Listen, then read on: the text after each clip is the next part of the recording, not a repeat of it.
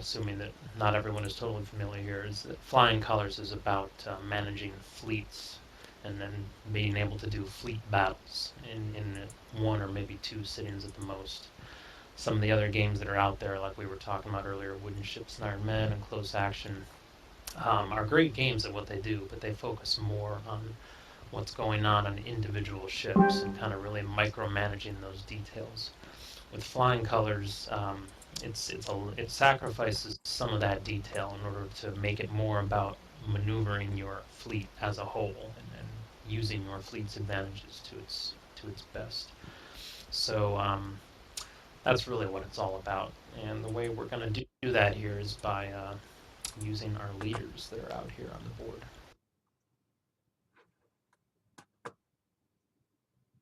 And I think if I recall, we've each got two. Let me see. I've got Graves and Arbuthnot.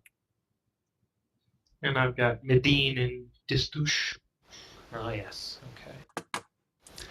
And another reason this is good for teaching is that we've got both ship types here. You'll see most of the ships are the kind of the large ships, the line of battleships that take up 2 hexes. But the French over there behind Medine do have one small counter ship. Those usually represent the frigates and lower classes of ships that are just the single hex ships. They've got a couple special things about them that we'll get into when they start moving. Okay, so we're set up here at the start. Normally, we'll just kind of go through the sequence of play here and start rolling along. Normally, the first thing you do is check to see if the wind changes, but not on turn 1. So we know for at least this turn, we've got our... If you didn't notice, the wind marker's right there in the middle, kind of between the 2 fleets.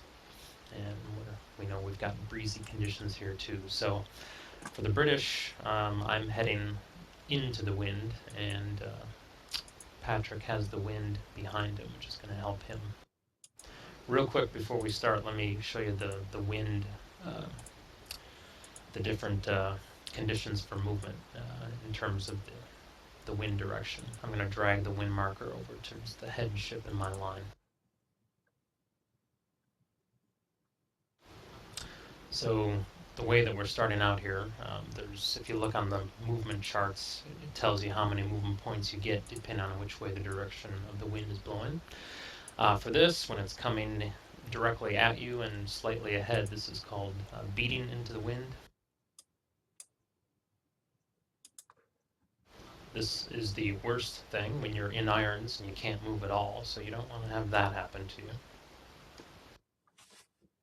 Where are the movement charts? With the wind behind you like this is called reaching. This is the best aspect for the wind to be in. You've got the highest movement allowance when the wind is blowing like this.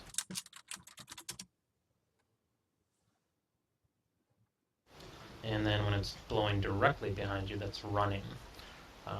It's the second best wind direction. It's not quite as good as reaching, just because in reality the wind is only hitting usually the mizzen and main mast. They're the 2 rear sails. The one in front is blocked by those 2, so that's why it's a little bit less than when it's reaching. Oh, Charles, you're asking about the charts. Look up in the toolbar. Yeah, there you go. Right between the turn track, the one with the stopwatch, and the recover button.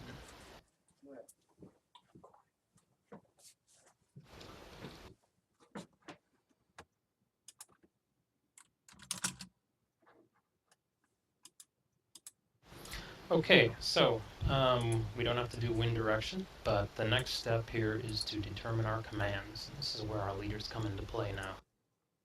So all ships move, usually not by themselves, but when they're activated as part of command. So the first thing Patrick and I are going to do, we're going to figure out what our commands are going to be for this first turn. So each leader gets to form one command, and he's got 2 choices of types of command to form. You can either do a formation command or a group command. With a formation command, it's an unlimited number of ships that can be in it. There are 2 rules you got to follow, though. The first one is that all the ships have to be facing in the same direction. And the second one is that there can't be more than a 4-hex gap between any two ships in that formation. So right now, since we're both starting in this nice neat line and there's only 1-hex gap between each ship, we could both conceivably form just one big formation if we wanted, or we could use our 2 leaders to form 2 formations and split it into 2 that way if we wanted. That's formation command. The other choice is a group command.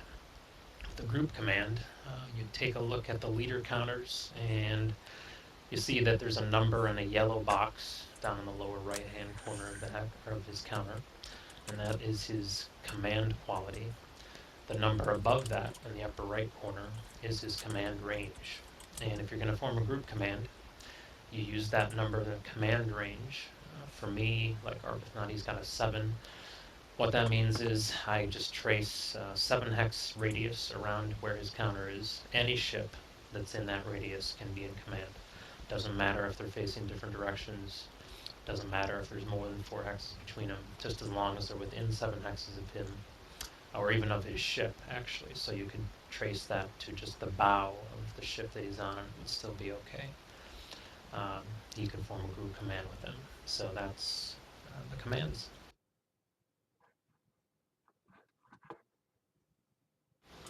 All right, I think I'm going to do 2 commands here, just splitting between Arbuthnot and Graves. Let me drag out a marker here to show that.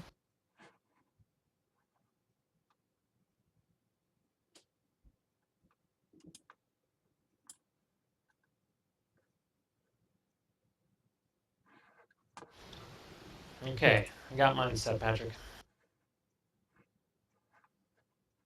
Okay. Let's see. Let's see. Find those command markers. There. Oh, there they are.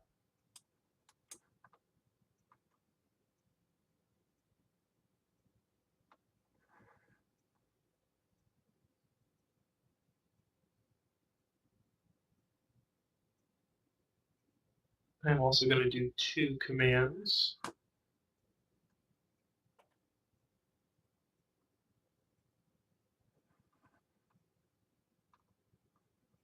Where exactly is the command marker?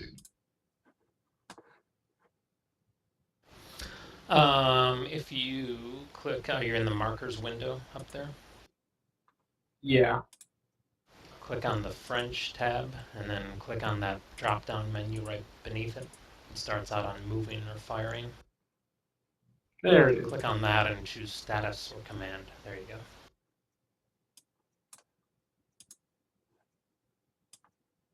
And there's where I'm splitting my command.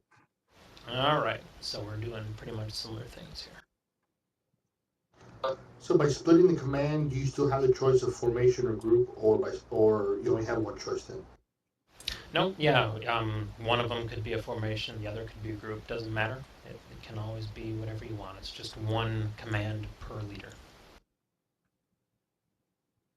But like I was saying, we didn't have to split those in 2. You could just make one big one with one of those leaders, and that would be okay too. So you're not forced to make as many commands as you have leaders. You could do fewer if you wanted to.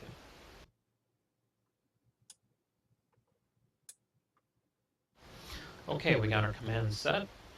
So the next step now is to roll for initiative. So we're just going to do a straight die roll, and it's going to be modified by the command quality of our fleet admiral. And the fleet admiral, the rank of each leader is it's a very small number, admittedly, but if you look on the leader counters right to the left of their name up there at the top of the counter, the higher numbers are the higher ranking leaders. So for me, Arbuthnot's a 3, and that means he's my fleet admiral.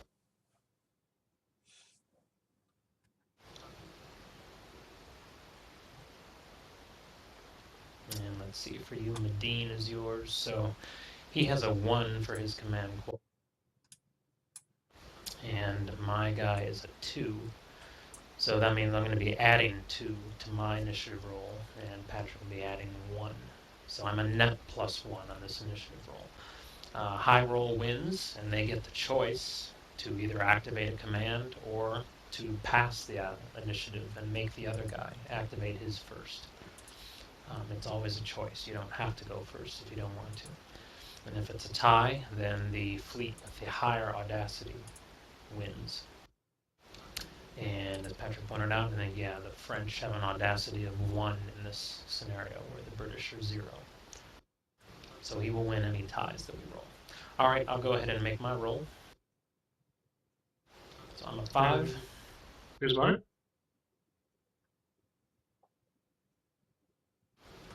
And there we go. So we're tied, and you win the tiebreak. So you have the choice. You can either activate one of yours, or you can make me activate one of mine. I will let you activate one of yours. All right. Can you hear me? It's quite often the way it works out at the start of the game. You often want to let the other guy move first to see where he's going to go, so he can't react to your move. And then once the action starts to heat up and you get a little closer, then it kind of reverses, and a lot of times it's to your advantage to move first and get in some good shots. So we'll see how it plays out. Alright, so I'm going to start out moving my the front 4 ships first, the ones that are under Arbitra. So I will go ahead and move these guys. So since they're all reaching to start out with, that means that normally they would have 5 movement points. If you look at that movement chart, you can see under plain sails, none of these guys are at full sails yet. But you start out at 5 movement points, and then since we have breezy wind conditions, it's +1 to all of those. So I actually have 6 movement points with all these guys. Charles has a question for you, Rob. Let's see.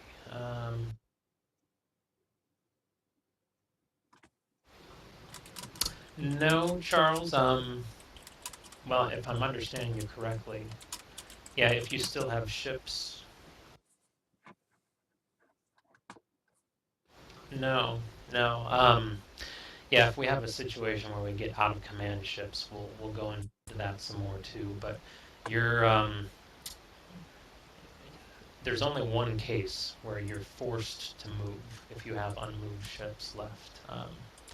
If you have an out of command ship and you move that, when you're done, your opponent can force you to move again without moving any of his stuff first. If that comes up, we'll go into it a little bit more detail. But under normal conditions, you always have the choice to either move or make your opponent move.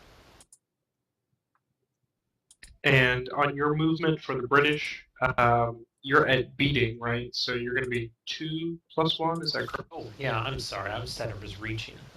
I'm trying to cheat right off the bat here. Yeah, I'm sorry. I am beating into the wind. So normally I'd have 2, but yeah, I've got 3 movement points then because of the breezy wind. So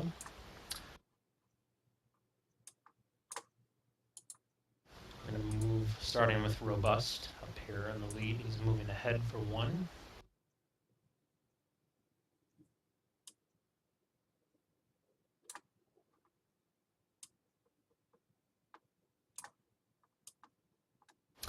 And I'm going to go ahead and make a turn like that. That turn does not cost me anything. If you look at again at the movement table, you see when you start out at reaching and you turn in any other direction, it costs you extra movement points. But since I'm beating, I'm not reaching, that move actually doesn't cost me anything there, so I've still only spent 1 movement point.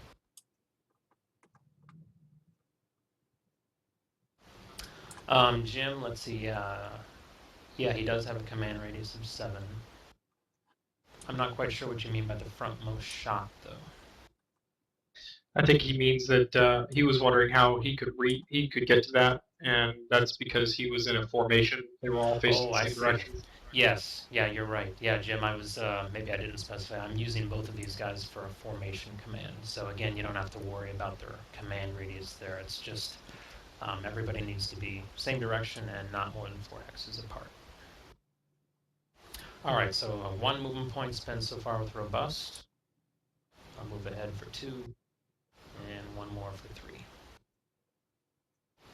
And then with the other 3, I think they're all just going to move directly ahead 3, so I'll go ahead and do that.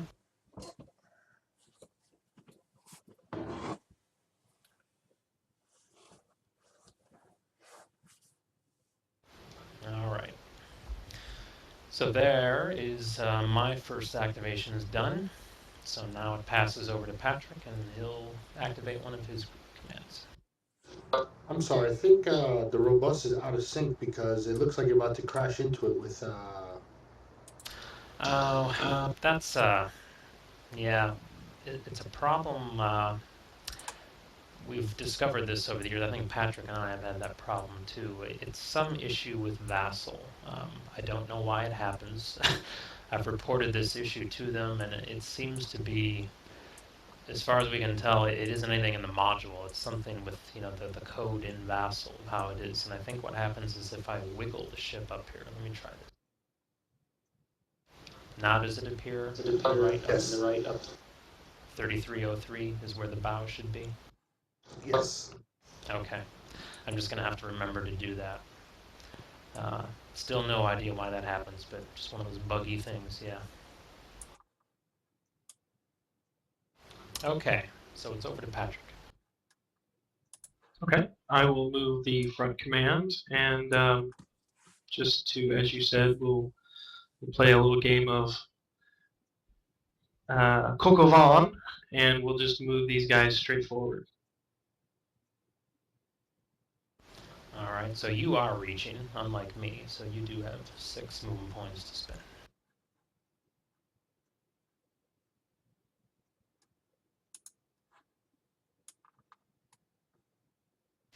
Yeah, so for whatever reason, when a ship moves straight ahead, I think that movement shows up for everybody, but when you turn, somehow that it makes the piece not show up where it's supposed to be until you turn it again somewhere up ahead. So no idea why, but we'll try to make sure everybody's following with what's happening.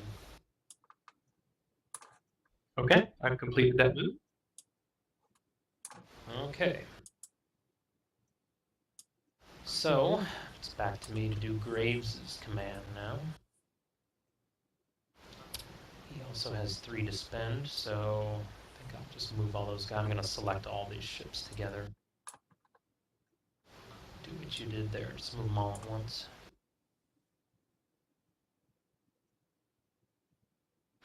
So one of the options you have when you're moving, as you can see on the chart there, is either using plain sails or full sails. Obviously with full sails you get even more movement.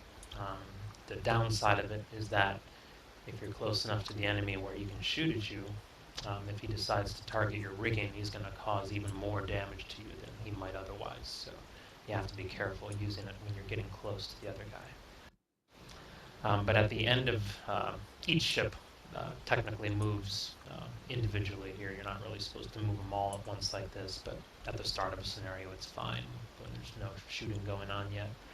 So at the end of each move, you can, if you want, either raise or lower full sails. So I'm going to go ahead and do that with these 4 ships that are in the back here.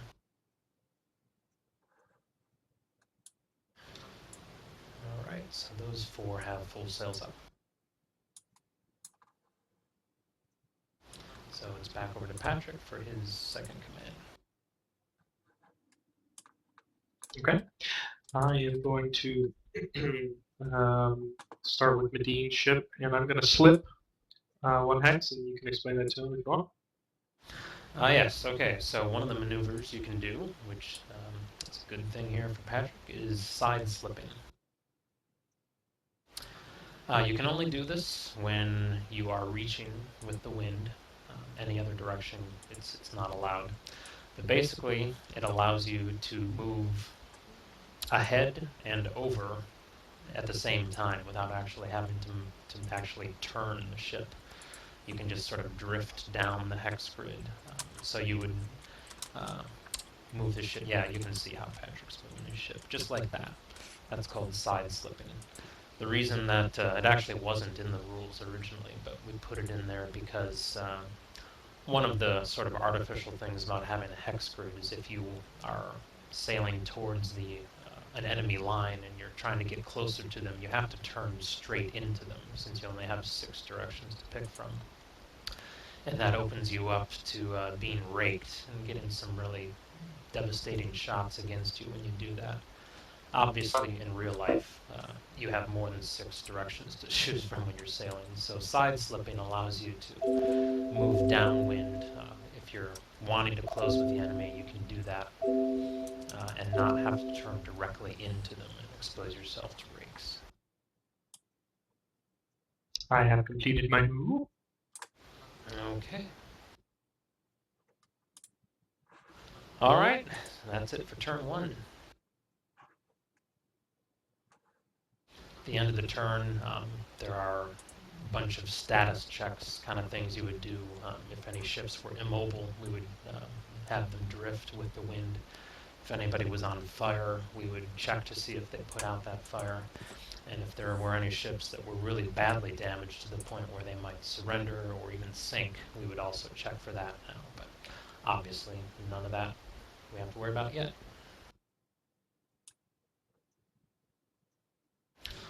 Clear off those moved markers and moved up our turn marker to turn 2. All right, so now for our first big exciting wind change roll.